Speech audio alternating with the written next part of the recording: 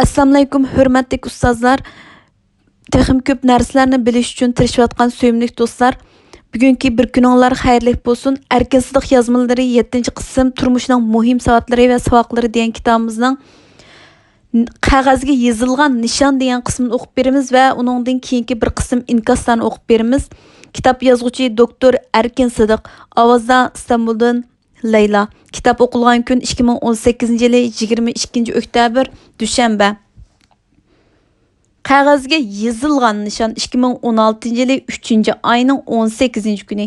Yoshlarning o'z hayoti uchun turg'izilgan nishoni bor bo'lishining muhimligini ko'plagan uquvlar biladi.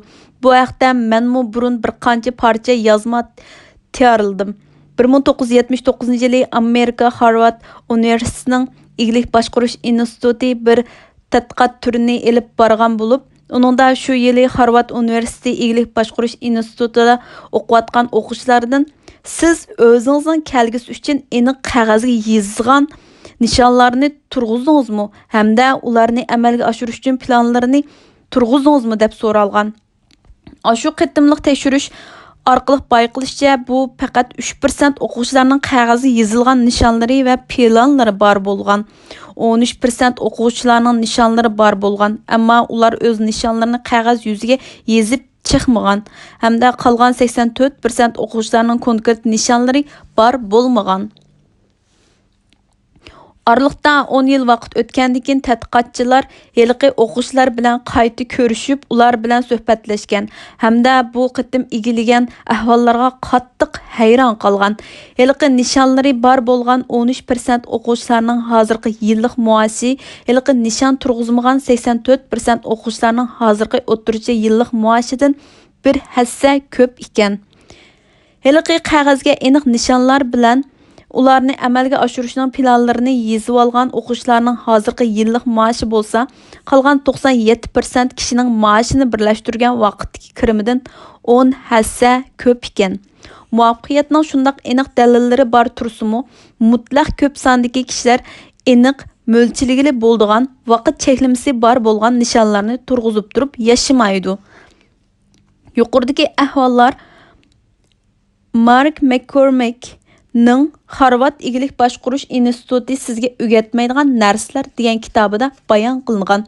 Nishonlar degan donliq kitobida Brain Trusty sizning o'z hayotingizda istaydigan ishlarni tepib chiqing.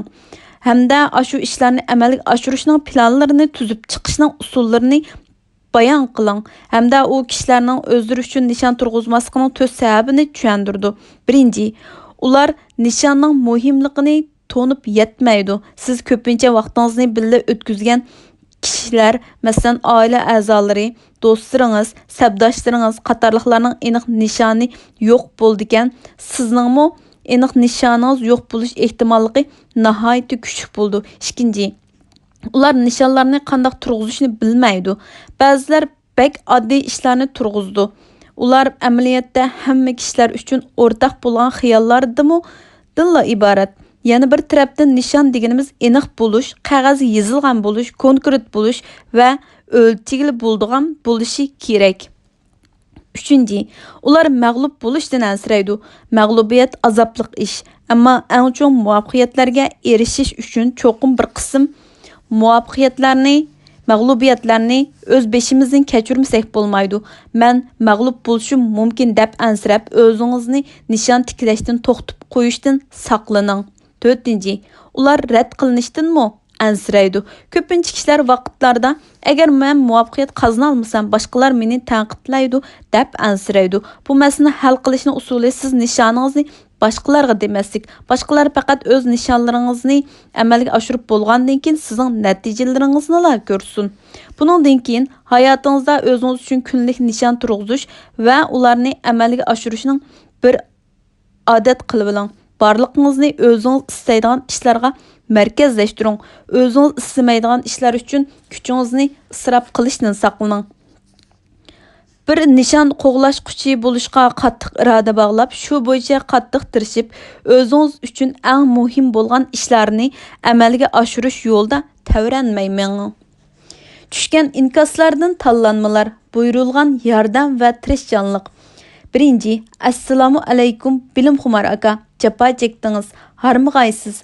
Bu yazmini diyarımızdaki barlıq musulman emas qerindaşlarının astaydılıq bilan az deganda bir qatim o'qib chiqishini chin dilimdan umid qilman.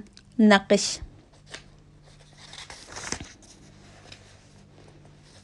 Salam, bilimxumar aka, ajringizga rahmat. Musulman degan atalg'ularni Uyg'urchada paklangan kishi deb tarjima qilsak bo'ladi. Bu yerdagi pak zot cho'qim aqliy va jismoniy jihatlarda kamolatga yetgan yoki shuninga yuzlangan kishidir. Islom tinchlik demakdir. Shunga ba'zi kishilarning Yaponiya qatorliq ellarni musulmon deb nomi yo'q, ammo tinchlikka erishgan xalq degini to'g'ri. Demakchi, axloqiy, ahli va jismoniy taraflardan kamolatga yetgan kishi jamiyat uchun qimmat yarata oladi. Ojiz o'ruqlarga qariy oladi. Biz zakat deymiz. Yuqorqi bilim saviyasi tafakkuri bilan haqiqatni tonutudi. Şuna payg'ambarlarning xabar yetkizguchi soyasi olimlarda bo'ladi. Dal mushundaq kitobi go'zal axloqiy egillari Allohning yordamiga erishudi. Bundaq kishilarning qandaq jamiyat atvalaydi. Bu xil kishilar bizda qanchalik taraqqiy qilgan allarda qanchalik mushu nisbatni bilsakla kimning taraqqiy qilishga eng loyiq odam ekanligini bilalaymiz. Osumluk.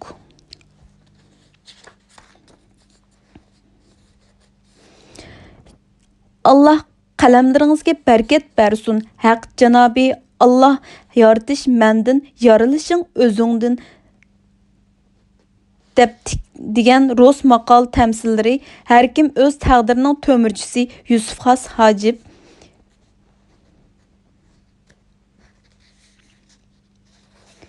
Atdiganda usuzluqimni qandırdıgan bir temini o'qib oldim. Rahmat sizga bilimxumar aka. Ko'p rahmat. Ajringizni bersin. Bu dunyo va u dunyoda aziz qilsin. Qilgan xizmatlaringizning texim utuqliq bo'lishini Allohdan tilayman. Amin. Aqashman. Bu nima degan esil mazmun, ajoyib esil hikmat, mushundaq yaxshi mazmunlarni odamlarning kallasini haqiqatan ochudi. Rahmat ustoz, qo'lingizga dard bermisin. Bir yurakka ta'sir qilg'idek yozma o'qidim. Harmag'aysiz.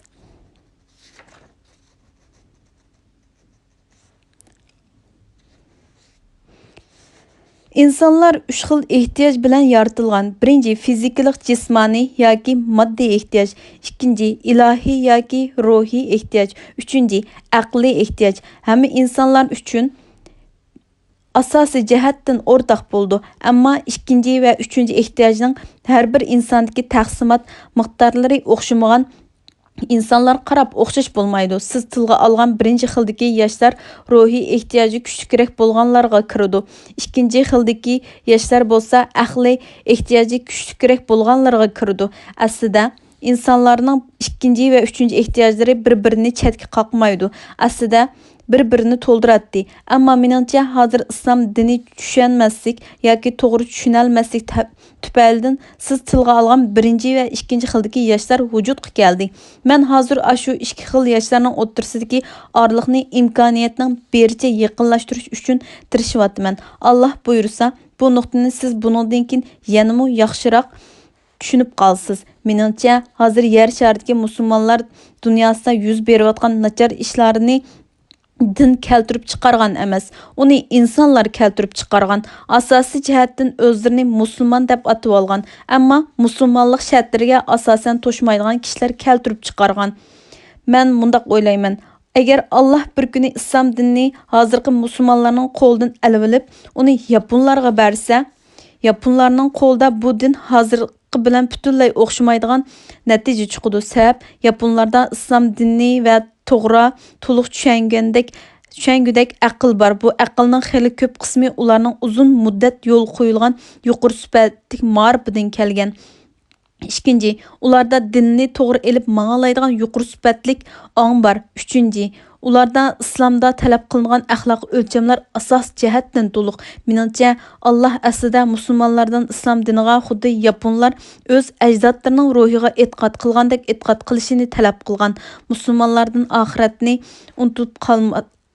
unutilib qolmagan asosda bir inoq, odil, erkin, hurlikka to'lgan jamiyat barpo qilib, o'zidagi barliq aql, barliq yoshirin qobiliyat va boshqa barliq imkoniyatlarni to'liq ishga silib, shu asosda insoniyatning taraqqiyotiga to'p qo'shib yashashini talab qilgan. Ammo meningcha, hozir musulmonlar Allohni ranjitdi, islomning yuzini to'kdi. Boshqa hamma ishlarni bir taraf qayrib qo'ygan taqdirdimi, Alloh bir, Qur'on bir va payg'ambarimiz bir bo'lganligi uchun agar hozirgi musulmonlarda yuqori safa bor bo'lgan bo'lsa, ular aql ishlatgan bo'lsa, hargizmi hozirgidek unchalar ko'p guruh mazhablarga bo'linib ketmaydi. Bir-birini vayron qilish uchun texmo urinmaydi. 23. Barakalloh aka, ruhimni qayta uyg'otgan maqollaringizga bek suyundim.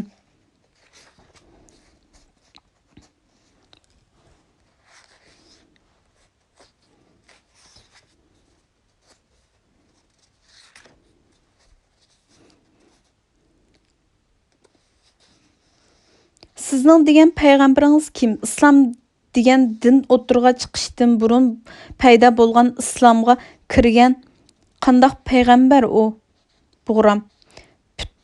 Butun dunyo jamoati agar siz mushu dunyoda bo'lsangizlar e'tirof qilgan paket islom dini Muhammad alayhissalom 40 yoshga kelganda ondan vahiy kelish orqali rasmiy insonlarga oshkora bo'lishga boshlagan.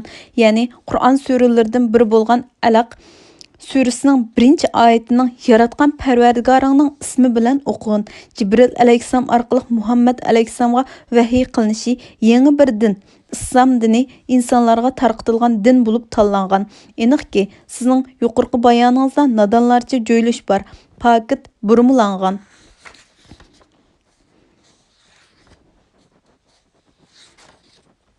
Din va millat. Al-Yüksek Efendi, bu maqolni chet ellardagi Uyg'ur torbatlariga yo'llansa yaxshi bo'lar ekan. Men Istanbulga borganimda ko'plagan Uyg'urlarning vatan ichidagi torbatlarning ko'rmaydiganligini his qildim. 32. Bilimxumar akaning izini siz bosgan o'xshamamsiz. Ismingizni Bilimxumar 2 deb qo'yibsiz qarindishim. Sizga samimiy taklif. Janobi Erkinjon Siddiq akaning Muborak atalg'un nomini qo'llangan ekansiz, ismiga hurmat qilib, shu ismga mos holda har bir inkosingizga ehtiyojchan bo'lib, o'rinliq, meg'izliq, dalilliq, pokitliq inkos yezib qattiq diqqat qiling. So'zmanlarning til selish ob'ekti bo'lib qolmasin. Bo'lmasa, Bilimxumar degan bu muborak nom qo'rinib qoladi. Burgut 222.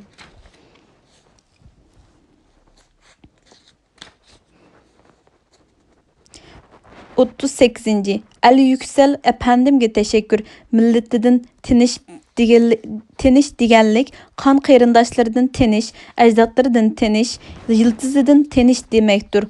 O'zini qarim atib olgan nurg'un Uyg'urlarda milletidan tandigan ahvol xeli og'ir. Bundaq ishlar oldingi asrlarda va uningdan burungi asrlarda bekroq og'irgan. Bu xil ahvol hozirmi mavjud. Bu xil ahvol kelib chiqish din tushunchining kamchil bo'lishi va dinni xurofotlik bilan munosabatlik bo'lib qolmay, bu bir necha asrlar Uyg'urlar ustidan hukmronlik yurgizayotgan hukmron kuchlarning kuchab yurgizgan ta'tir tashviqot natijasini desakmi bo'ldi. Boshqa temalar. Rahmat. Ali Yüksel qarindishimning yozmalari birdan bir yiqishliq, usg'on yerga boradi.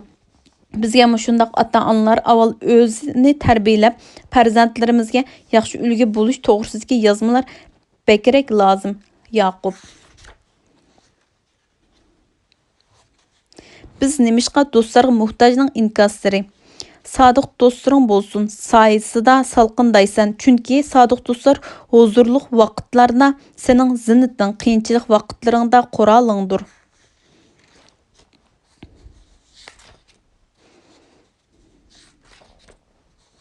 Hürmetlik bilimxumar aka, rahmat sizga. Men sizning ish izlaringizdan bakmu ta'sirlanman hamda o'zimga ulgu qilishga tirishaman. Siz xuddi Abdushukur Muhammad Emin apandek hamma sahada tinimsiz izlanadigan, tafakkuri olg'a ketgan hamda hamma kishi qadrlashga tegishli bizning eng suyumli olimimiz. Aziz tiningiz salomat bo'lsin. Beg'ubarim.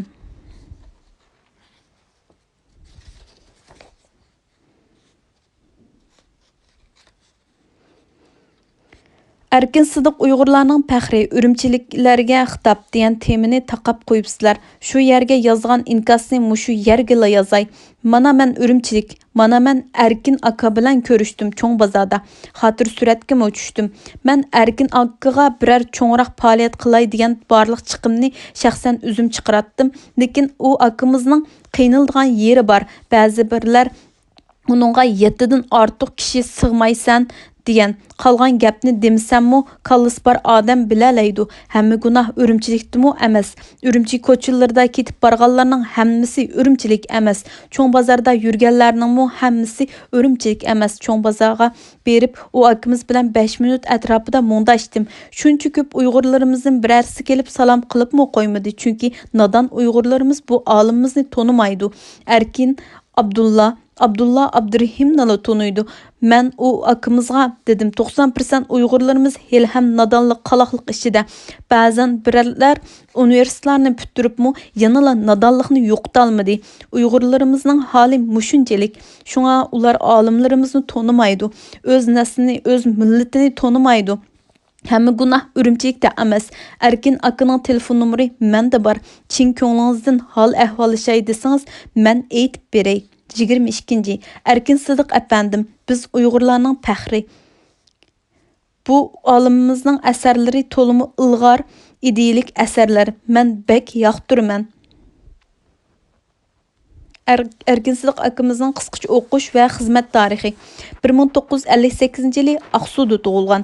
1965-yildan 1971-yilgacha Aqsu shaharlik 4-boshlang'ichda o'qigan.